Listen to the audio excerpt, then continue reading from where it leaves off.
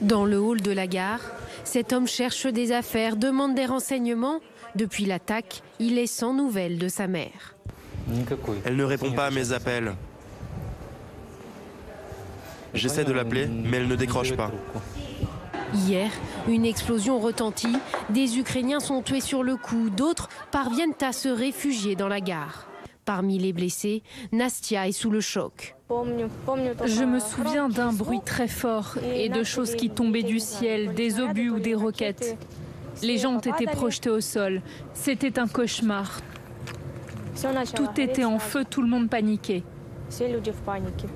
À l'origine de la tragédie, ce missile à l'inscription russe aux enfants, expression des séparatistes en référence aux morts du Donbass en 2014. Si l'Ukraine a dénoncé des crimes contre l'humanité, la Russie nie toute implication et accuse les Ukrainiens d'être à la manœuvre.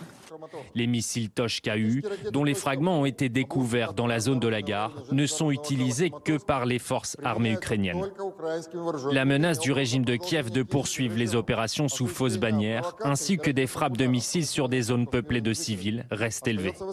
Le missile s'est abattu vers 10h30, heure où les évacués se regroupent par centaines pour fuir le Donbass. Alors pour certains, l'explosion du missile laisse peu de doute sur les intentions des Russes. Ce qui est important de voir, c'est que le missile n'est pas détruit. Ça veut dire que ça n'a pas touché le sol. Et ça a explosé en l'air. C'est uniquement destiné à tuer des gens. C'est une frappe qui était destinée uniquement à tuer des gens en masse. Les évacuations par train qui avaient été stoppées suite à la destruction d'une partie de la voie ferrée avaient repris dans la nuit de jeudi à vendredi.